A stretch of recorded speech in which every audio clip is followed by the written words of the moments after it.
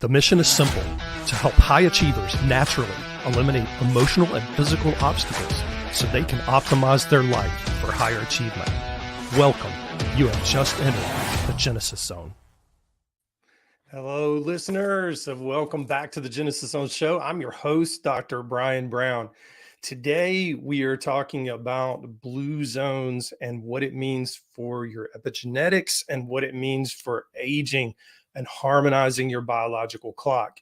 Aging is a universal process. Everybody goes through it, but how and at what pace we age remains one of life's profound mysteries.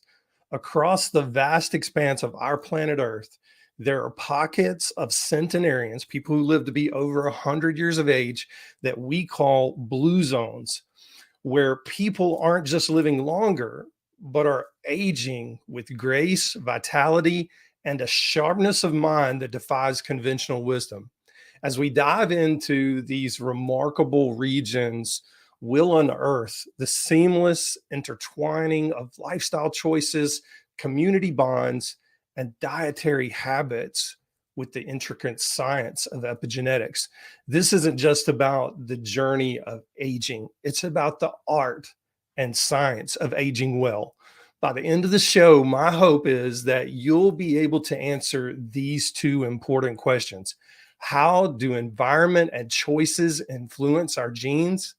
And can we truly shape our health and destiny? Today's show is more or less a journey of juxtaposing ancient wisdom with cutting-edge science and discovering how to turn your biological clock's monotonous ticking into a harmonious rhythm.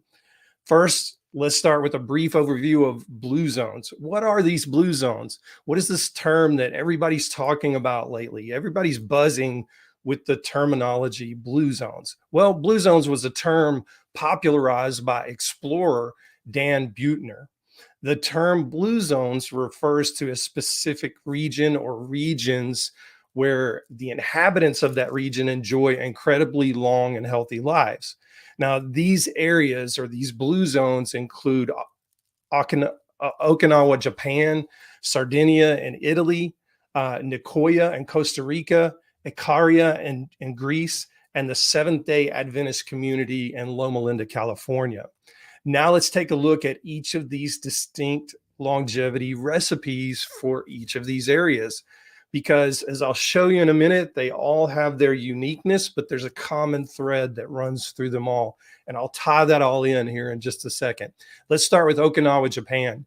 Okinawa is often dubbed the land of immortals. Residents here have a beautiful practice called harahachibu, which encourages eating until one is 80% full.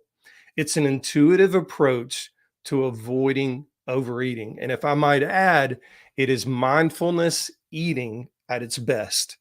But it's not just about quantity, it's about quality of food too. The traditional Okinawan diet is low in calories, but rich in nutrients. Think sweet potatoes, seaweed, tofu, and things like that. And then there's ikigai, which is translated as a reason for waking up in the morning, a purpose. Having an ikigai gives the Okinawans an unwavering zest for life. I watched a documentary recently about the Okinawan people, and they spoke specifically about ikigai and that philosophy. And they were interviewing centenarians, people who were well over 100 and very active, very sharp mentally. And each of them had a purpose in life, whether it was being a blacksmith and doing metal work, whether it was gardening in their own garden, or providing food for people who didn't have enough resources or didn't have enough food. They had a purpose, and that ikigai is what kept them going. So these are two things in the Okinawan culture, harahachibu and ikigai, that actually researchers believe have led to their longevity and their happiness with life and their ability to live well past 100 years of age. Now let's look at Sardinia, Italy. Sardinia is nestled in the beautiful Mediterranean, the crystal clear blue waters of the Mediterranean. And Sardinia boasts of the highest number of centenarian men anywhere on the planet. Now, beyond its picturesque landscapes, it's the lifestyle of these men, these centenarian men, that's really fascinating. Sardinians drink a fair amount of red wine, which is rich in polyphenols, and we know the health benefits of that. And the polyphenols are really good for heart health, vascular health, cholesterol management, and so on and so forth. Now, if you do too much of it, sure, it's going to have an opposite effect. But in moderation, at the right amount, red wine that doesn't have all the preservatives and things that Western culture red wine has is very good for you. Now, their diet in Sardinia is a mix of whole grains, beans, vegetables, and an occasional serving of lamb, because one of the staple proteins on the island or on Sardinia is lamb. It's a shepherding community for the most part, and many of the men, I think I read a statistic, roughly 75% of the men work in some way affiliated with sheep herding in some kind of way. So physical activity is a natural part of their life, whether it's through shepherding or walking across hilly terrain. Sardinia is very hilly, very steep terrain, even in the township areas where people congregate.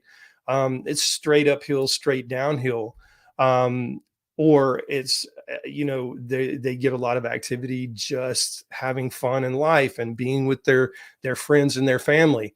But the bottom line is that these people are highly active, and there may be some connection there to eating a diet low in red meat, higher in fruits, vegetables, and grains, and then and drinking red wine, getting those polyphenols in the diet. Now let's look at Nicoya, Costa Rica. Nicoyans are known for their plan de vida, or reason to live. Sounds familiar, right? It's akin to the Okinawa and Ikigai. Well, strong family ties and spiritual beliefs provide emotional and mental sustenance. As for diet, it's rich in tropical fruits, beans, and maize. Now, the water in Nicoya is also particularly rich in minerals, especially calcium, which could be a factor in their bone and heart health. Now let's move on to Ikaria, Greece. Ikaria is a haven where people forget to die. And it's kind of coined, the phrase about Ikaria was coined that way. People just seem to forget to die here. Here, daily naps are common, reducing stress and possibly even reducing heart-related issues. Their diet, well, it's a classic Mediterranean diet with olives, fresh vegetables, olive oil, and a splash of red wine every now and then. There's that red wine again. Icarians also consume a lot of herbal teas, which are believed to have diuretic properties that lower blood pressure. Now let's look at Loma Linda, California. This is a bit different from the rest of the cultures that we've looked at in the blue zones across the planet. That are defined by some beautiful geography. Not to say that Loma Linda is not beautiful. Loma Linda is actually very beautiful. But the Seventh-day Adventists prioritize well-being through a vegetarian diet, regular exercise, and a strong community bond. Their faith promotes a holistic approach to health, emphasizing both physical and spiritual nourishment. Though diverse in culture and geography, there are certain common threads that weave through all of these blue zones. Well, what are these threads? Well, one of them is diet. Across all the blue zones, there's a clear emphasis on plant-based foods. Processed foods are rare, and meals are wholesome, prepared on the spot at the time that you eat, and meat is consumed in moderation, if it's consumed at all.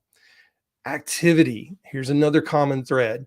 No expensive gyms or fancy equipment. I mean, look at the hundreds of millions of dollars that Americans spend on gym memberships that in many cases go unused. But even if they are used, research shows that being a part of a gym like that doesn't necessarily prolong your life. Physical activity is seamlessly integrated into daily life, and that is where the benefit comes from. Whether it's Okinawans practicing Tai Chi, or Sardinian men shepherding, or Seventh-day Adventists taking nature walks, movement is constant. Now, the other common thread: social and spiritual ties. Now, this might be the heart of all of their longevity. A strong sense of community, regular social interactions, and spiritual practices provide emotional stability and mental peace. It's about meaningful connections and purpose-driven lives. Lastly, the last common thread that they all have is moderation and rest. Whether it's food or work or festivities, there's a sense of balance. Regular rest through daily naps and ikaria, or the Sabbath rest among the Adventists, allows for rejuvenation. Now, peeling back the layers of the blue zone's enigma, we find ourselves at the crossroads of lifestyle, diet, eating, and the science of epigenetics. Epigenetics, in the simplest terms, is the study of changes in the gene activity without altering the underlying DNA sequence. Now, I've given you this analogy many, many times, that your genes, your DNA, is like the keys on a piano keyboard. The fingers that come along and play those keys to create melodious tunes are your epigenetics. So we can play dissonant tunes that are hurtful to the ears, or we can play beautiful tunes that are beneficial to the ears, beneficial to the body, beneficial to our souls. Our behaviors, environments, and dietary choices can influence these changes in our DNA. In the context of blue zones, their holistic lifestyles appear to foster positive epigenetic modifications. Research has shown that factors like plant-based diets, regular physical activity, reduced stress, and in other words, that work-life balance and strong social bonds all are prevalent in blue zones, and they can influence our genes in ways that promote longevity and reduce the risk of diseases. For instance, studies on the Mediterranean diet alone, similar to the diet in Sardinia and Ikaria, have hinted at its ability to modulate the expression of genes associated with inflammation and cardiovascular disease. Similarly, the communal bonds and reduced stress observed across all of these zones might be impacting genes related to mental health and immune function. There's current research going on in that, by the way. It's a dance between nature and nurture, where lifestyle choices resonate at a genetic level, potentially unlocking the secrets of prolonged health and vitality. Well, that wraps up today's episode of the Genesis Zone Show. If this deep dive enriched your day in any way, if it is something sparked in you like, oh my God, that's really interesting, I didn't know those things, please share this episode with a friend, a family member, anyone that you care about, because this information is important, it's critical, and we need to start making these changes now in order to reap the benefits long term. If you're one of those people that's curious about, okay, how can I learn more about my epigenetics? How can I understand what my inflammatory genes look like and what I can do from a lifestyle standpoint, as well as a nutritional supplementation standpoint? We actually have research that backs up that certain supplements turn certain genes, bad genes, off.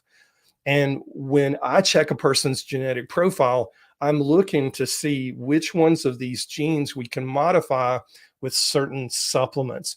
And it's basically personalized healthcare at its best, because you're able to see, okay, all of those supplements over here that you've been taking for years are junk. You don't even need to take them because your body really doesn't need them. But these over here, genetically, your body needs. So it's as simple as that. It's as simple as a cheek swab and evaluate your genetics and see what your methylation looks like, your methylation pathways. And there are 5 methylation phases in the methylation pathway. And most I mean, 99.999% of other genetic companies only check one phase. I've got a friend that asked me to take a look at her genetic report from another company.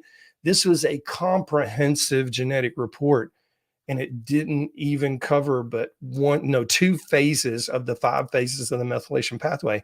And I'm like, I can't tell you what your methylation is doing because they didn't check your gene SNPs that needed to be checked in order for me to understand that. And if you understand how critical methylation is critical to over 400 metabolic processes in the body. And if you don't methylate, you're not going to live well, and you're certainly not going to live long. So we need to understand that it's critical, but that's only one of the areas I look at. I look at mitochondria function, the powerhouse for your cell. I look at your neurotransmitter function, which is all about mood regulation, anxiety regulation, stress management, so that you don't have all the health consequences of living with high stress because genetically you've got switches that are turned the wrong way. And we can nutritionally support them to turn the correct way and decrease your stress load. Then we look at inflammation and detoxification, 2 critical areas for longevity. And the research shows that if we're not detoxifying well, we're holding on to toxins, we age more rapidly. If we're highly inflamed, we develop more chronic illness, acute illness, and we just generally feel horrible. And inflammation kills. Inflammation shortens our lives. So if you're curious about that, please reach out to me on Facebook, Instagram, on LinkedIn at Dr. Brian G. Brown. I'll be glad to answer any questions you have. If you're watching this on the YouTube channel, message me. I respond to the YouTube channel comments probably within 1 to 2 hours. So, and I get a lot of questions on the YouTube channel. In fact, is where I get most of my questions. So if you're in that questioning zone and you want to learn more, please feel free to reach out to me and I'll walk you through how this could benefit you. If you're one of those self-starter types and you're not really sure, I want to talk to somebody, that's totally fine too. I've created a boot camp especially for you, and it's called the Gene Hack Boot Camp. And it's just basic overview, but it uses part of a proprietary questionnaire that I use, that I develop, so that we can understand the lay of the land and where we need to start with you first in general terms. Now, the longer questionnaire that I do for clients that work with me, it's much more detailed, but this one is a cursory overview, and it gives you a really good lay of the land on where you need to start. For instance, you may be struggling with depression or anxiety, but your issue genetically does not lie in the neurotransmitter or brain realm. It lies in the inflammation realm, or it lies in the autoimmune realm. So those are things that we tease out through this boot camp. It's free. Go to drbriangbrowncom/gene hack/boot camp. I'll put the link up here on the screen, drbriangbrowncom/gene hack/boot camp. And feel free to register for that. And if you have any questions about that, again, message me at Dr. Brian G. Brown on Facebook, Instagram, or LinkedIn. I'll be glad to answer any questions that you got. Most informed, most trusted, and most grateful you spent this time with us today. I really appreciate it that you're here. I don't take it for granted. I really don't. I'm very grateful. Until next time, stay open, stay curious, stay inspired, and stay in the zone.